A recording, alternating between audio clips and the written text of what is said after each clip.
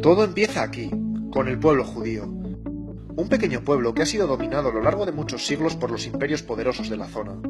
Es un pueblo especial, porque ha desarrollado la idea de ser el pueblo elegido por Yahvé, su Dios, y además esperan que un día Dios les envíe un Salvador, un Mesías, que les libere. Alrededor del año cero, la situación de este pueblo no es buena. Está dominado por el Imperio Romano y al mando de unos dirigentes totalmente despreocupados de su gente. Y justo en ese momento llega él, Jesús, un hombre de familia humilde que durante sus 3 últimos años de vida se dedica a predicar, a difundir un mensaje muy potente y novedoso para aquella cultura. Fíjate, a través de su mensaje insiste a la gente del pueblo llano a ser solidarios unos con otros, y a los ricos los critica de forma dura e hiriente. Era un hombre con mucho carisma, por lo que resultó muy convincente y reunió muchos seguidores. De hecho, empieza a pensarse que Jesús es Cristo, el enviado de Dios que tanto tiempo llevan esperando. Se hace tan popular que se convierte en una figura muy incómoda para las autoridades judías y acaban matándolo en la cruz. Pero con ello no consiguen su objetivo. Como sabes, Jesús tuvo 12 grandes discípulos, los 12 apóstoles. Estos se convierten en los grandes profetas de su mensaje, primero en Judea, pero luego, al ser también perseguidos, se dispersan a lo largo del imperio. Ahora, estos tienen sus seguidores, a los que llamarán cristianos, y así se van creando comunidades de cristianos. Estos van organizándose y colocan al frente de cada una de ellas un supervisor, el obispo. Y siguen las persecuciones. De hecho, durante diferentes épocas las autoridades del imperio persiguen e incluso condenan a muerte a los llamados cristianos. Surge así la figura de mártir. Todo cambia en el 313. Los seguidores de la nueva religión son cada vez más, y el emperador de entonces, Constantino, quiere tenerlos de su lado. ¿Qué hace entonces? Legaliza el cristianismo. Así se acaban las persecuciones y para el siglo V el cristianismo se extiende ya por todo el imperio. Pasa a convertirse así en la religión oficial. Y se seguirá expandiendo hacia el norte poco a poco. De aquí en adelante, cuanto más grande es la ciudad que dirige, mayor es la reputación del obispo. Y cuando el imperio se parte en dos, los obispos más importantes son el de Constantinopla en esta parte de aquí y el de Roma en esta parte de aquí. A este pronto empezará a llamársele Papa. A partir de ahora, las cosas se ponen feas. Atento, por un lado, con la conversión a lo bestia de la población al cristianismo, se pierde en gran parte el mensaje revolucionario de Jesús. A esto se le suma que el imperio cae, los bárbaros lo han dejado todo medio en ruinas, y por tanto mucha de la organización eclesiástica se va al garete. Así que ahora el cristianismo ha perdido contenido y ha perdido estructura. Y fíjate, porque en la ciudad de Roma, ahora que no hay emperador, el Papa se convierte en la máxima autoridad, en la figura más poderosa. Atento, porque en esta otra zona están pasando cosas importantes. En el siglo VII surge una nueva religión en Arabia, el Islam. Toda una revolución en el mundo árabe y con gran dinámica militar. Pues bien, el Islam va ocupando toda esta zona, hasta llegar aquí, incluso hasta Roma. Y así, se enciende la tensión entre cristianos y musulmanes, que en lugar de ver las similitudes de sus religiones, se enfrentan por intereses políticos y militares. Luego te sigo contando. Volvamos a hablar del Papa, que ya verás qué lío. Como te he dicho, ahora, el Papa es la máxima autoridad de Roma. Pues bien, de aquí en adelante, va involucrándose en los enredos, alianzas y luchas de poder característicos de cualquier persona interesada en dominar. Y durante los siguientes siglos, seguirán peleando por mantener su poder y ejercer autoridad sobre todo. Hacen vida de reyes, y la corrupción y la avaricia se convierten en algo común entre la mayoría de los papas sucesivos. Increíble, ¿verdad? Poco se parece todo eso al mensaje que quería transmitir Jesús, ¿no?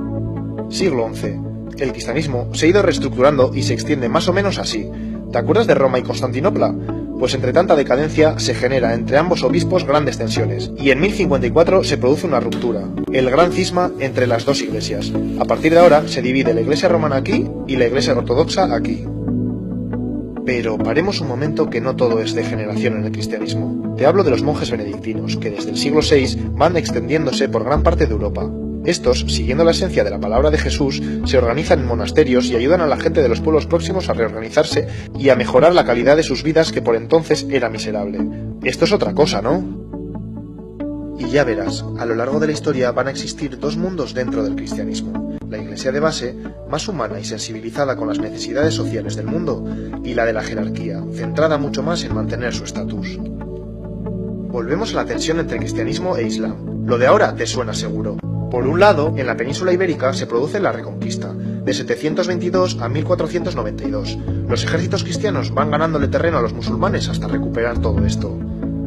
Por otro lado, a principios del siglo XI, empiezan las famosas cruzadas. Los papas, en lugar de buscar un acercamiento con Islam, entre este año y este año, arman ejércitos compuestos por soldados europeos, que en nombre de Dios y el cristianismo acuden a los santos lugares, a los sitios donde surgió todo, para liberarlos. Aunque te cuento una cosa, el objetivo de fondo era poder tener control sobre el Mediterráneo, que como sabes, tiene un gran interés comercial. Bueno, pues a partir de estos 2 episodios se intensifica el conflicto Islam-cristianismo y se mantiene durante siglos. Paralelamente está ocurriendo otro episodio oscuro. En 1184 surge la Inquisición, que fue especialmente importante en toda esta zona. Te explico. A lo largo de más o menos 6 siglos, todo aquel que cuestiona la doctrina oficial cristiana se le considera hereje. Y ser hereje es ser enemigo de la Iglesia, así que la Inquisición lo persigue, lo castiga, tortura e incluso mata. ¿Te acuerdas de los mártires de la época del Imperio Romano? Ya ves que para esta época se le ha dado la vuelta a la tortilla. Pero no todos son sombras en la Iglesia. Antes te he hablado de los monjes benedictinos y su labor de ayuda, pues para ahora han surgido nuevas órdenes religiosas. Cistercienses, los cartujos y cartujas, los franciscanos, las monjas clarisas y los dominicos y dominicas. Todos ellos tienen como misión atender a necesitados y ayudar a los pobres. Mejor así, ¿no? Atento ahora, porque sucede algo importante. En el siglo XVI aparece en escena Martín Lutero, un monje alemán que se queda escandalizado cuando va a Roma y se encuentra con todo el desastre que te he contado de la jerarquía eclesiástica, así que emprende lo que se conoce como la Reforma Protestante. Busca la reforma, el cambio radical de la estructura de la Iglesia. Pues bien, como reacción se produce el famoso Concilio de Trento, reunión de obispos. ¿Qué deciden? Pues justo lo contrario, dar más valor a la figura del Papa y alto clero y por tanto jerarquizar aún más el asunto. ¿Qué pasa entonces? Pues que el luteranismo se separa de la Iglesia romana. Posteriormente, otros movimientos religiosos hacen lo mismo y crean iglesias protestantes por toda esta zona. Y también en Inglaterra, donde el rey Enrique VIII quiere divorciarse de su mujer, pero como el Papa de entonces no le da permiso, se enfada y opta por romper con la Iglesia romana. Así se crea la Iglesia evangelista. Ya ves, la Iglesia romana se ha reducido geográficamente y comienza a autodenominarse católica. Pero espera, que entonces llega la época de la expansión de Europa por todo el mundo.